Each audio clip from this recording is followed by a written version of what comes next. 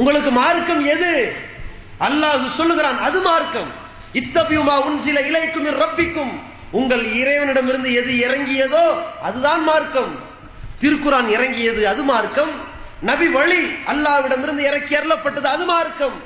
ஆனால் இந்த ஆலிம்சாக்கள் எதை மார்க்கம் என்று மக்களை வழிகெடுக்கிறார்கள் என்று ஒவ்வொன்றாக பாருங்கள். ஒருத்தர் என்ன பண்றாரு, ஹதீஸ் எல்லாம் தேவையில்லை, புகாரி ஹதீஸ் நூற்கள்ல வந்திருக்கிற செய்திகள் தேவையில்லை, முஸ்லிம்ல அந்த ஹதீஸ் நூல்ல நபிகளாருடைய பொன்மொழியில் இருக்குதே தேவையில்லை சொல்றாரு. பாருங்க, நேரடியான ஆதரவுபூர்வமான ஒரு நிகழ்ச்சியாக இருக்கிறது. இந்த புகாரி ஷரீஃபிலே பார்க்கின்றோம், முஸ்லிம் ஷரீஃப் என்று சொன்ன உடனே அதுக்கு பெரிய மரியாதை. ஏன்னா அதுல உள்ளதெல்லாம் சஹீஹான ஹதீஸ்.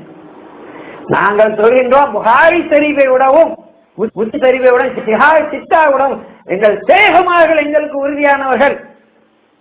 காரணம் என்னவென்று சொன்னால், புகாரி இமாம் நாயகம் அவர்கள் வரைதான் புகாரி ஷரீஃபிலே அந்த தொடர்பு இருக்கின்றது.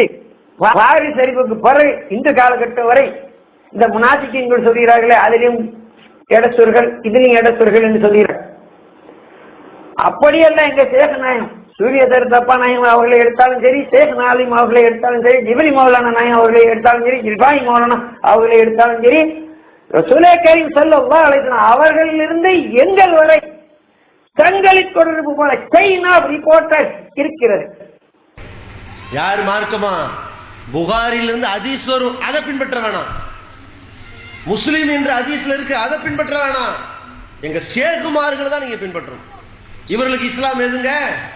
ஷேகுமார்கள். இதற்கு அல்லாஹ் என்ன பதில் சொல்கிறான் தெரியுமா? நாளை மறுமையிலே நரகத்திலே சில முகங்கள் கரிக்கப்படுகிற நாளில், யௌமத்து கல்லபு உஜூஹும் பின்னாரி யகூலூன யா லைஸனா அத்தஅனல்லாஹ வ அத்தஅன ரசூலா, அவர்கள் அப்பொழுது புலம்புவார்கள், இறைவா கை சேதமே, நாங்கள் அல்லாஹ்வுக்கு கட்டுப்பட்டிருக்க கூடாதா? அல்லாஹ்வுடைய தூதருக்கு கட்டுப்பட்டிருக்க கூடாதா?